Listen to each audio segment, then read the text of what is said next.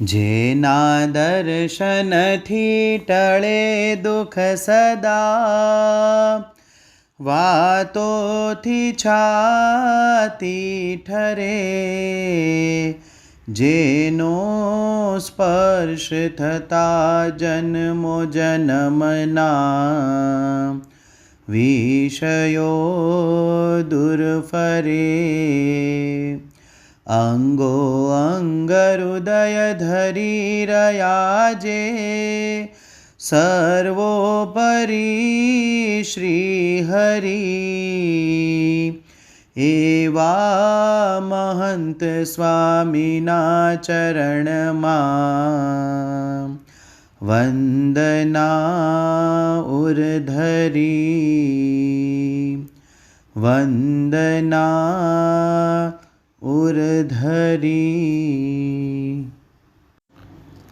સન 2000માં સ્વામીશ્રી અમદાવાદમાં એક ભાવિકને ત્યાં પધરામણીએ પધાર્યા હતા. તેઓ સત્સંગી નહોતા, પરંતુ કોઈક સ્વજન દ્વારા તેમના ઘરે સ્વામીશ્રીની પધરામણી યોજાઈ હતી. શાંતિથી સમય આપીને પૂજન પ્રાર્થના વગેરેનો લાભ આપ્યો. અંતે સ્વામીશ્રીએ સામેથી કહ્યું, ચાલો આપણે ઉપરના માળે જઈ આવીએ. તેના ઘરના ઉપરના માળનું બાંધકામ ચાલુ હતું અને એમાં વળી રાતનું અંધારું હતું. તેથી ઉપરના માળે સ્વામીશ્રીની પધરામણી થાય તેવી એ ભાવિકની પણ ઈચ્છા નહોતી. સંતોએ પણ કહ્યું, ઉપર તો સ્લેબ ભરાય છે, તેના ટેકા મારેલા છે. પરંતુ સ્વામીશ્રીએ કહ્યું, પણ આપણે જવું છે.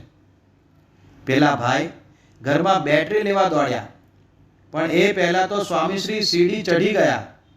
ટેકાઓ વચ્ચેથી ઈંટ, પાણી, લોખંડ, લાકડા વચ્ચેથી માર્ગ કાઢતા કાઢતા સ્વામીશ્રીએ બધે જ પગલાં કર્યા. નિસ્વાર્થ ભાવે પ્રાર્થનાઓ કરી. તે ભાઈ તો આ બધું જોઈને ભાવ વિભોર થઈ ગયા. સ્વામીશ્રીના ચરણે લડી પડ્યા. તેમણે કહ્યું, મને કંઠી પહેરાવી આપનો સત્સંગી કરો. ભાવાત્મક થતા તેઓ કહે, મને સમજાઈ ગયું છે કે આ સંતને મારા માટે કેટલો બધો દિવ્ય પ્રેમ છે. તેમને જોકે સ્વામીશ્રીનું પૂરું નામ પણ આવડતું નહોતું અને આ પધરામણી દરમિયાન મિતભાષી સ્વામીશ્રી તો મોટે ભાગે મૌન જ રહ્યા હતા. પરંતુ એમના સમગ્ર સાનિધ્યમાંથી એ નિસ્વાર્થ અને પારલૌકિક પ્રેમની ભાષા પ્રગટતી હતી. એ પ્રેમ સ્વામીશ્રીની આંખોમાંથી વરસતો હતો, હાથના ધબ્બા અને સ્પર્શમાંથી વરસતો હતો. ભીડો વેઠીને એ મુમુક્ષુને રાજી કરવાની હૃદયની ભાવનાઓમાંથી વહેતો હતો. એટલે જ તેઓ કંઠી ધારીને સત્સંગી થવા સામેથી તૈયાર થયા હતા.